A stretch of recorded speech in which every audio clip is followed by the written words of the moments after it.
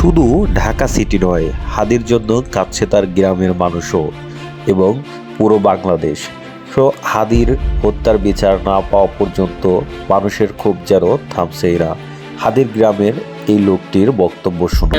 সমবেদনা ওসমানের জন্য করণীয় যা হচ্ছে, এটা আসলে জীবিত ওসমানের জন্য করা উচিত ছিল। এদেশের মানুষ আসলে স্বর্ণের টুকরা চেনে না।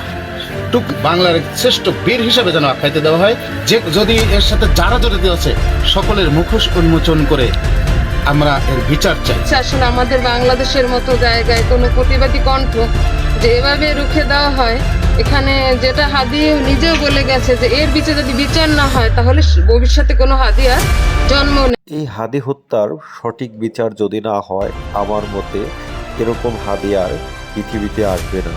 সো আমরা চাই এই হাদি হত্যার সুষ্ঠু বিচার হোক।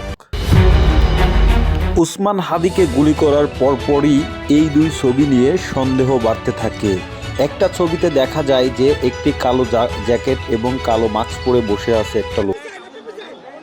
ওসমান হাদির যে ভাই আছে ওমর, তার সাথে কথা বলেছি। তারা আজকে যে ক্যাম্পেইন করতেছিল আপনার বিজয়নগরে, সেই সময় ক্যাম্পেইন চলা অবস্থায় তারা রিকশায় ছিল। এই সময় এসে মোটরসাইকেলে যে যারা গুলি করেছে তাদেরকে আইডেন্টিফাই পর্যন্ত করা হয়েছে। সিসিটিভি ফুটেজ এবং ক্যামেরা দেখে এখন পর্যন্ত আইডেন্টিফাই করা হয়েছে। আমরা আইনশৃঙ্খলা বাহিনীকে বলছি অবিলম্বে আসলে এই হাদি যেহেতু আমাদের থেকে চলে গেছে, এরপর যদি কোনো হাদি এরকম আসবে না, আর যদি আসতে হয় তাহলে সবাইকে অবশ্যই এর প্রতিবাদে এবং এই যে হত্যাকাণ্ডের বিচার যাতে অবশ্যই এই দেশের মাটিতে হয় সে ব্যাপারে সবাইকে ঐক্যবদ্ধ থাকতে হবে। ওসমান ভাই আসলে যখনই দেশে আসতেন, সময় পেতেন, আমাদেরকে নিয়ে উপজেলার অডিটোরিয়ামে বসে অনেক কর্মশালা করতেন এবং ওসমান হাদি ভাই তার ইনকিলাব মঞ্চ এবং বাংলাদেশের প্রত্যেক অঞ্চলে আনাচে কানাচের পরিস্থিতি নিয়ে আমাদেরকে বিবরণ দিতেন এবং আমাদের সাথে সব বিষয় নিয়ে কথা বলতেন। আসলে যে কিভাবে দেশের উন্নয়ন করা যাবে, কিভাবে দেশকে অন্যান্য দেশের সাথে প্রতিযোগিতায় সম্মিলিত করা যাবে, সেই বিষয় নিয়ে আমাদেরকে বলতেন। ওসমান হাদি ভাই নিজেই নিজের মৃত্যুর পরে কি দাবি তা নিজের বক্তব্যে বলে গেছেন, গুলি করে সে তাকে যেন এনে বিচার করে। এবং তিনি বিভিন্ন পডকাস্টে বলেছিলেন যে তার একটি সন্তানকে যেন একটু দেখে রাখে সে মারা গেলে। হাদি খুব ভালো একটা ছেলে ছিল, মেধাবী ছিল, আরও ছোটো থেকে অবধি আল্লাহ ছিল। নেসারাবাদ মাদ্রাসা লেখাপড়া করছে, এরপরও বিশ্ববিদ্যালয় লেখাপড়া করছে। এই ইসলামের জন্য আজকে সে কথা বলতে যাইয়া, দুনিয়া আখেরাতের জন্য কথা বলতে যাইয়া আর দুনিয়া থেকে বিদায় হইতে হইল। আর এই ছেলে হইলে আমাদের মাঝখানে বড় হয়েছে, আমাদের ছোট ভাই হিসাবেই। আমাদের বাড়ি এক জায়গায়, আমরা বাসা এক জায়গায়। ওর বাবা ইমাম সাহেব ছিল, এর ফ্যামিলি সহ আল্লাহওয়ালা। আর এই ছেলে হইলে সোনার টুকরা ছেলে, আমাদের কলিজার টুকরা।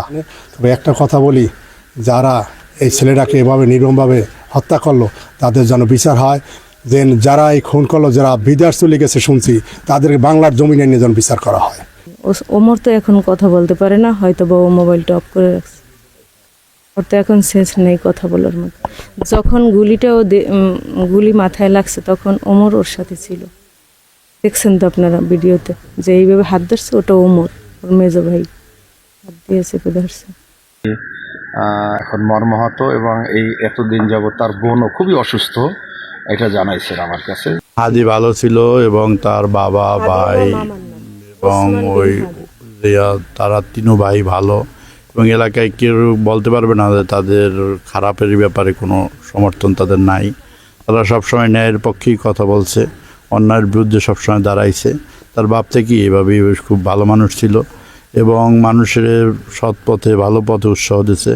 আমরা হাদির এই যে খুনের দৃষ্টান্তমূলক শাস্তি চাই। সিটির সন্তান, আমাকে খাসমহলের সন্তান, খুব ভালো ছিল, তার বাবা ভালো ছিল।